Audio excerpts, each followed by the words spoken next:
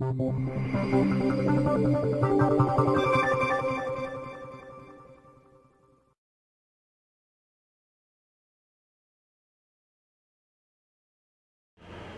how would you explain leverage when it comes into entrepreneurship?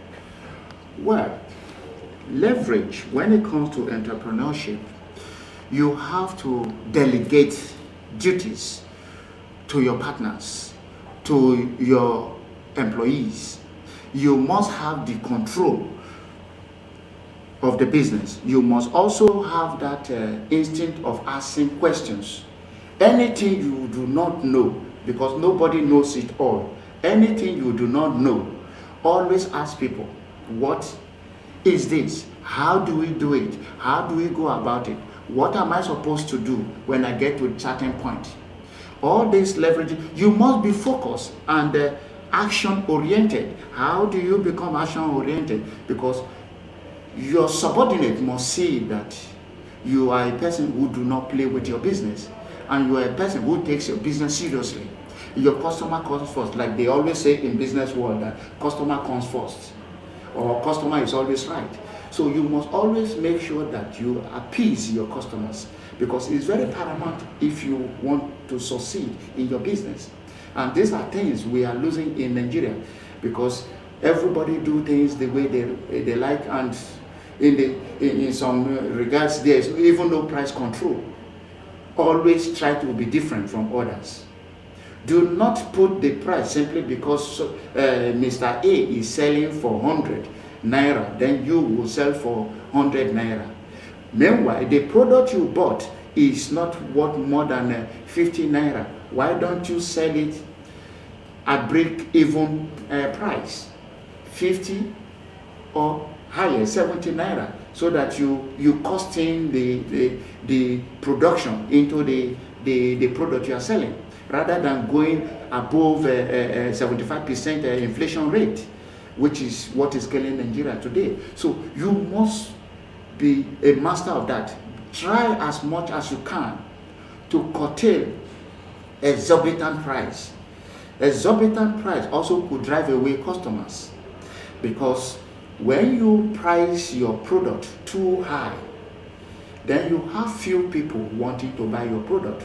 But when your product is at a minimum price, which is reasonable, so long you have your overhead costs out of it, production costs and some other costs that goes with manufacturing, if you incorporate that into the cost of the product you are selling at a reasonable price, then you see you have a base. And how do you create a base when it comes to leverage? One, your product is good. Two, the quality and the standard you stand is the best. And you have that culture whereby you do not go outside the market price, or you go to your own productive or the production aspect price, because when you buy raw materials, you buy various things you use in producing this product, you have a fixed price. Then you incorporate that price together and see if it's reasonable to customers. Or alternatively, you go out there, find out what is the price they are selling. If they are selling 100, why don't you sell yours for 80? So long you know you will get at least extra 5 naira on top of the cost of your product. Because the more you sell, if you sell 2 million, then you calculate extra 5 naira times 2 million, it already gives you a certain amount into the business.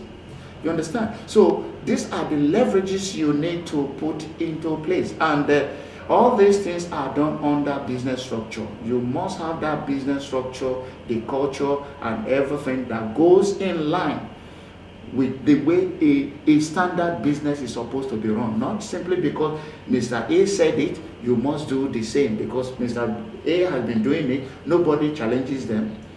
So as a result, you join the club. No, in business, you do not follow.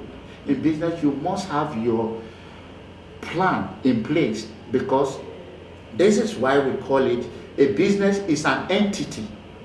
You know, so, as an entity, you must always work in line with the business directives. You do not walk outside the line, because that is one key problem that is killing Nigeria. Because in Nigerian context, everybody makes the price. Tomorrow they tell you, oh, it's because of Buhari. Buhari makes the price goes up. But Buhari is not the one buying things in China at a cheaper rate, coming to sell at 100% inflationary rate in Nigeria. So these are the problem, and the reason why this is happening is because there is actually no price control in Nigeria. So if there were to be a price control, all these suppliers, or all these people that buy product for 1 naira and sell for 200 naira, all these things wouldn't be happening. It's simply because there's no price control. This is why you see all these things is happening. So you must be very mindful of this place. In business, you always want to strive. You do not want to start a business today. 5 years down the line, you quit the business. You say, oh, simply because, oh, I was not making enough money like others are making. That is why. No. You say in business, it's not about the million, because Nigerians have the orientation that they lay back at home, go to church on Sunday and pray to God. God, send me lessons. God, send me this. Then you will rob a bank. So you do not have to be a millionaire, or you do not need to drive because your neighbor is driving Lexus. You want to drive Lexus? No, you can walk.